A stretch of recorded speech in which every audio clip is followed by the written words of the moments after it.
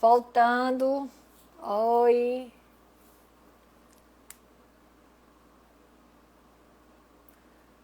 Vamos reiniciar. Demorei um pouquinho, desculpem aí. Demorei aqui a conseguir.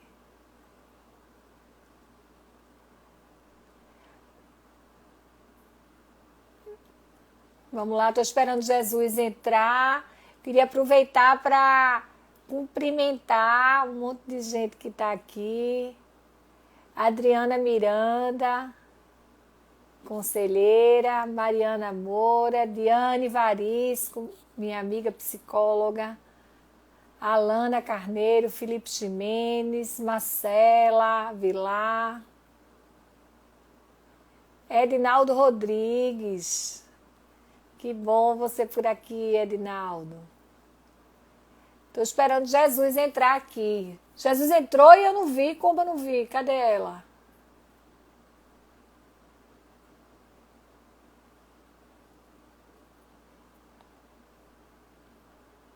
Não está aparecendo para mim, não, que Jesus está aqui.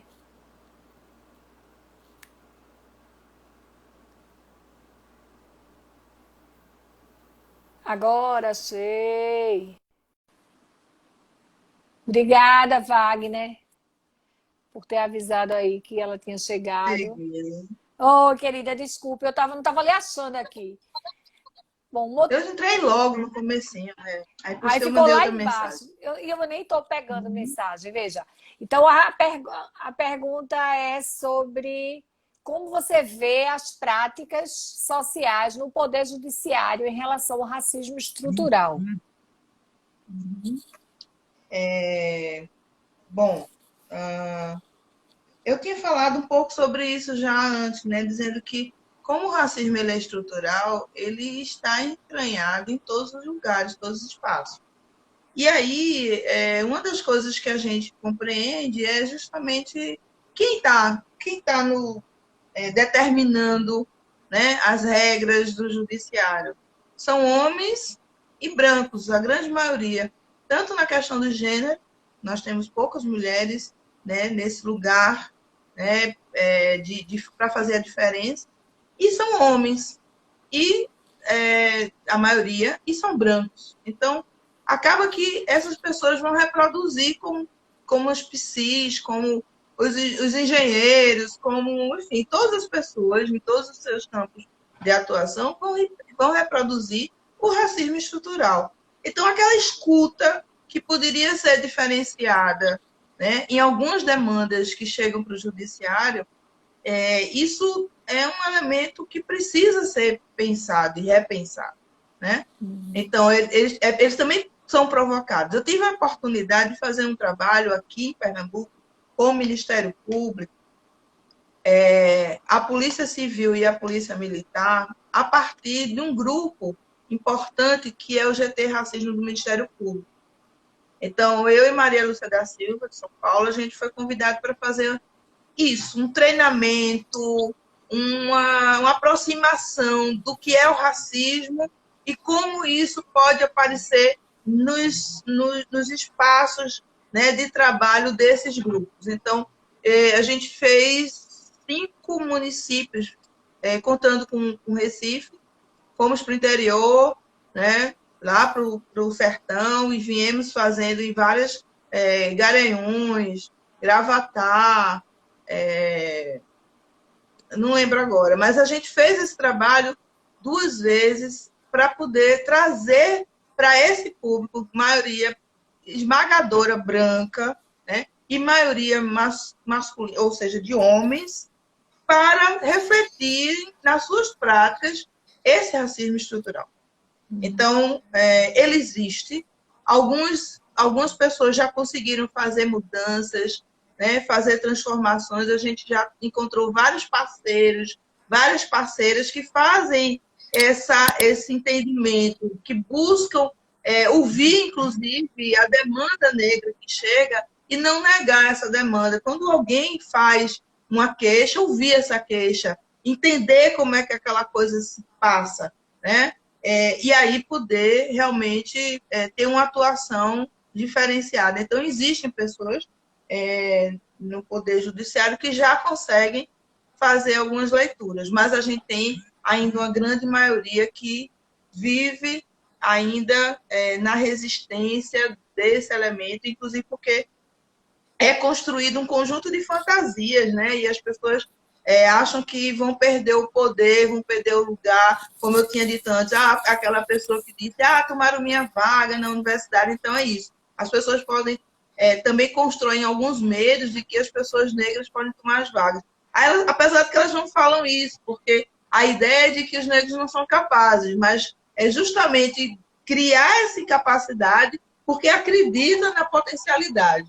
É o que está por trás, né, desse medo. É saber que é potente, que é capaz, e por isso eu preciso dizer que não é e fazer que ela não é capaz para poder ela não conseguir alçar lugares mais elevados. Mas eu queria trazer o comentário de uma outra questão que foi trazida, que eu anotei. Acho que a Priscila, de 27 anos, que entendeu, né? Passou 27 anos para entender como é perversa. Aí eu queria trazer um exemplo muito prático, que é do cabelo. Né? Eu sempre falo porque é importante. A passagem do cabelo alisado para o cabelo crespo, né? Esse momento, ele parece, para a maioria das pessoas, besteira. Tá liso, só é deixar e crespar.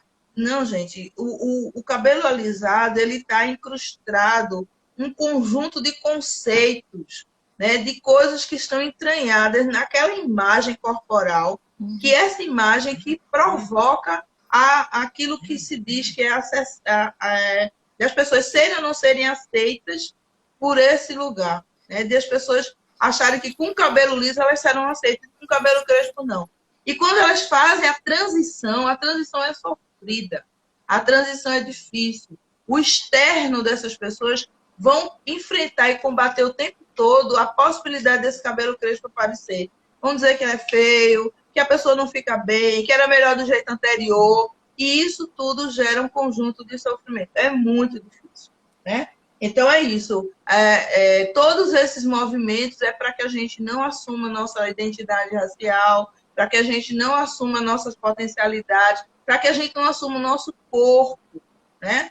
O nosso corpo, a cor da nossa pele, a textura do nosso cabelo, o nosso nariz, né? Quantas plásticas ou quantas cirurgias plásticas são feitas para tirar essa característica negroide dos narizes. Então, é muito forte. E acaba que muita gente não consegue chegar ao nariz ideal porque ele está no imaginário. E aí não consegue e para porque os médicos dizem não posso fazer mais e as pessoas ficam eternamente insatisfeitas. Quando é um trabalho psicológico mesmo que elas precisam fazer para poder aceitar o seu corpo. Militante do grupo do WhatsApp. É isso, vai fundo. Sabe, a gente aprende muito com isso. Eu odeio quem posta figuras negras desdentadas. Eu odeio. Então, não poste nos meus grupos figuras negras desdentadas. Serei cruel na hora de responder, porque isso é um absurdo, é um estereótipo. Negro, pobre e desdentado. Sempre de uma forma grotesca, que as pessoas ficam rindo como se aquilo fosse uma manifestação circense, que tivesse que bater palma e achar engraçado.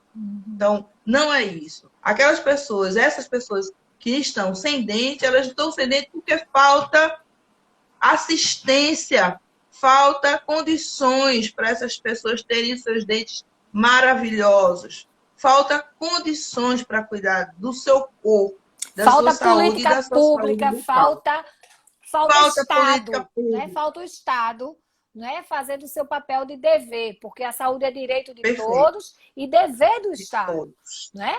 Veja, isso, e aí Jesus, eu queria tocar num ponto bem nevrálgico, assim. Falou em dente, aí veio aquele que dá aquela cutucadinha mesmo, sabe?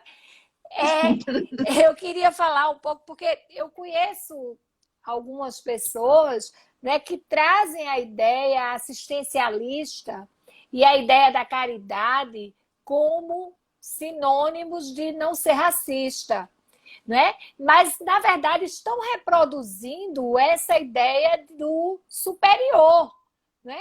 De que eu tenho que dar, do paternalismo, do assistencialismo, de eu sou a boazinha que dou. Então, assim, essa ideia da caridade, de que o outro está precisando daquela cesta básica. Eu dou cesta básica às pessoas da favela todo mês. Veja, isso aí não é antirracismo, né? Isso aí é necessário porque a fome é urgente, não é?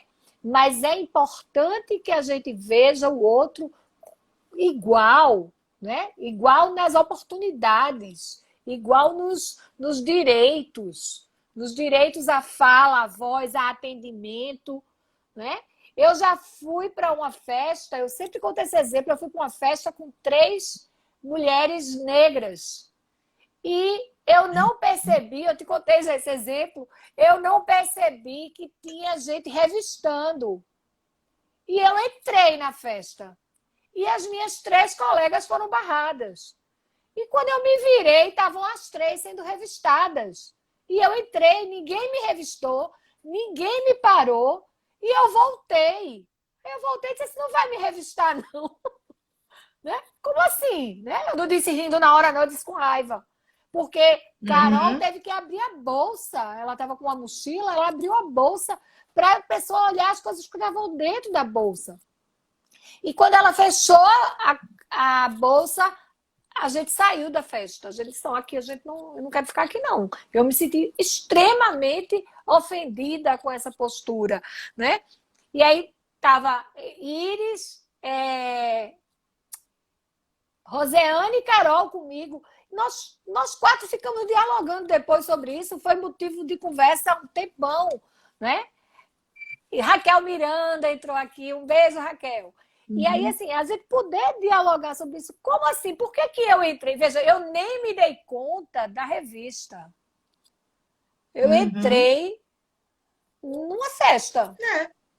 Uma boa, tranquila. Como todas 4 deveriam ter tido o direito de entrar.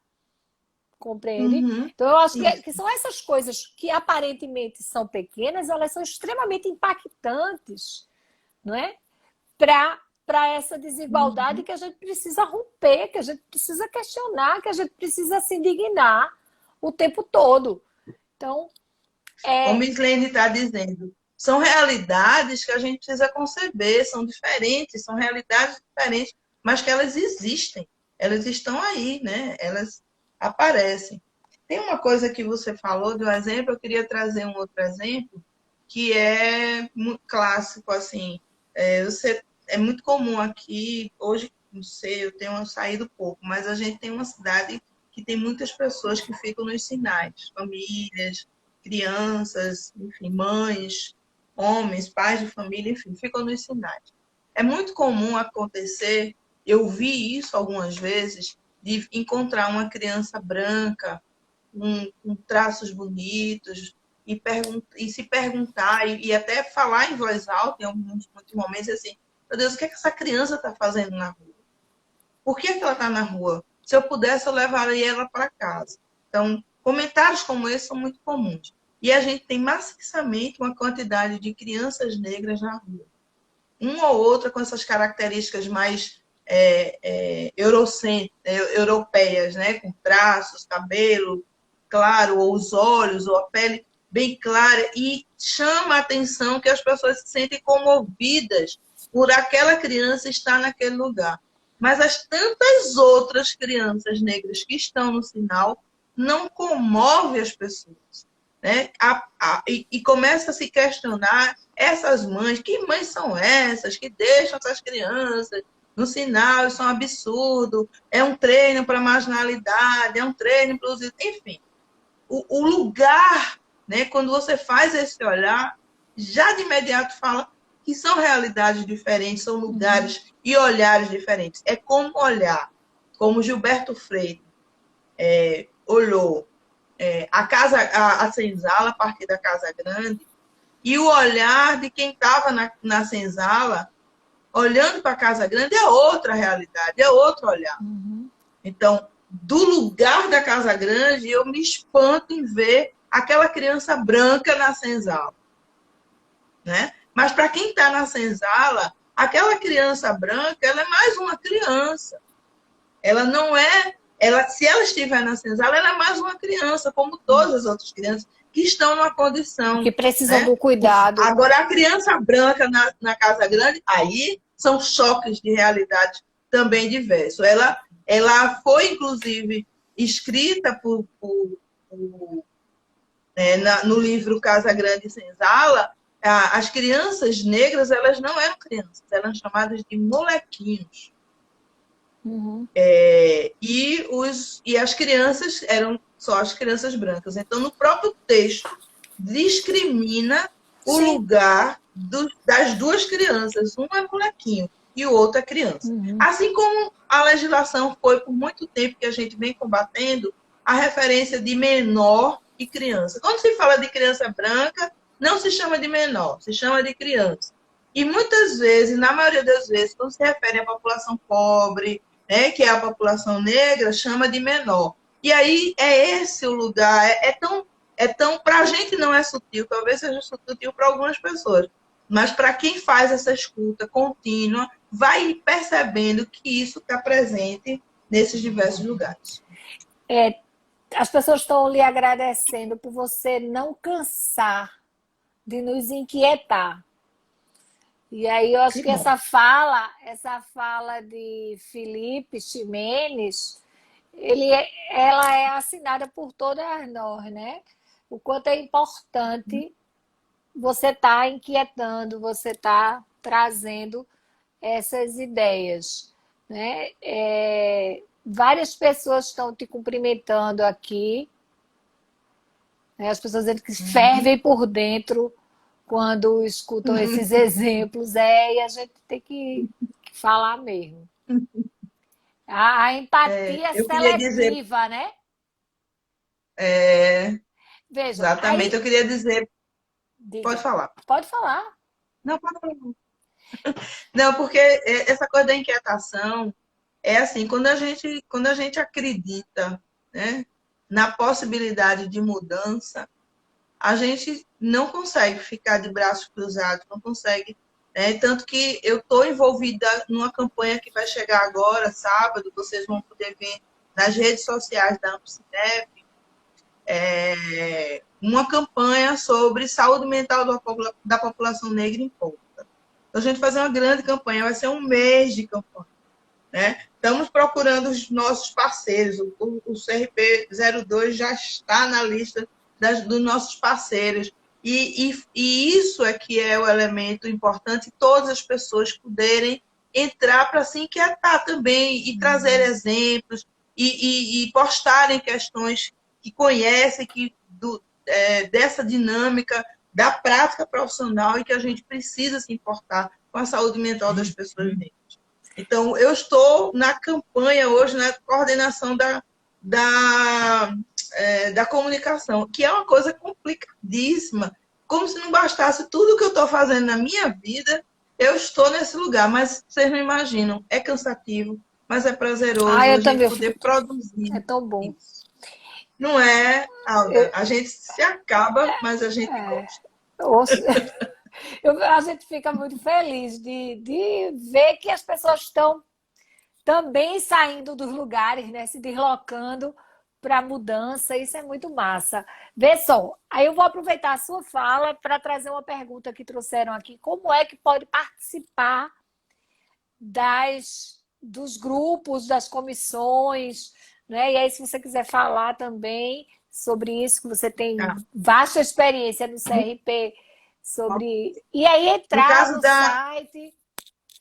Eu acho que é o enfrentamento ao racismo, direitos humanos, né?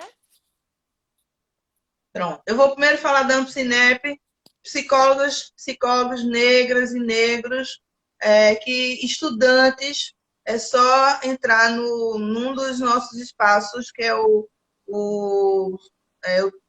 Facebook e o Instagram, e lá a gente captura seus dados e a gente encaminha para os coordenadores dos núcleos, isso de todo o país, nós temos núcleos em vários estados e a gente pode trazer. Aqui em Pernambuco, a gente tem grupo de estudo, inclusive, que acontece no horário aos sábados, para profissionais e para estudantes que queiram fazer essa discussão, né? Que queiram compreender, entender, aprender. Então, a gente mantém um grupo de estudo, AmpSnap aqui.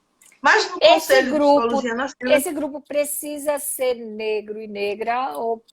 Não. Sim. Se as pessoas quiserem debater, aprender, compreender, ampliar, é essa prática da AmpSnap. A nossa atenção especial é para a população negra. É esse o estudo que a gente faz. Mas as pessoas que estão nesse debate, tem pessoas brancas também participando desse espaço. Certo. Tá?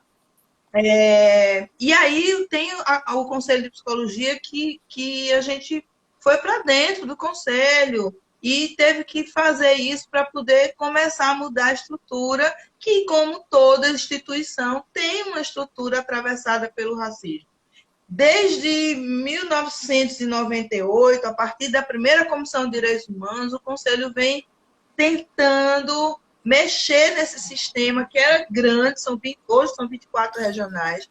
Aos poucos, fez uma primeira campanha em 2002, e aí foi mexendo e vem mexendo nessas estruturas. Hoje a gente tem uma Comissão de Direitos Humanos Nacional que nunca aconteceu. Sempre a gente tinha uma pessoa negra, hoje nós temos 7. 7 pessoas negras num grupo de 14, ou seja, nós estamos na paridade, é meio a meio, né? E aí temos indígenas também, meio a meio não, acho que tem menos branco e a gente tem necessariamente até uma maioria, sem ter sido intencional. Mas foi intencional colocar mais pessoas negras nesse espaço. E no regional, que foi onde começou todo o movimento, não começa principalmente no federal, mas os regionais, e aqui em Pernambuco, a gente sai de frente, a gente tem uma comissão de direitos humanos, depois a gente constrói uma comissão de enfrentamento ao racismo, com pessoas incríveis, como ela falou, Gioconda está aí, né, o Wellington, a Rafaela, são pessoas que, enfim, tem várias outras pessoas que fazem parte e que estão segurando no braço as demandas internas, né, do Conselho, como as demandas da categoria também, fazendo espaços de discussão. Então, nós temos essa representatividade porque a psicologia precisa se descolonizar, a psicologia precisa ampliar os seus olhares, né? Não é desfazer, mas é ampliar. Ampliar para ouvir outras demandas, ampliar para ouvir autores latino-americanos, ampliar para ouvir autores africanos.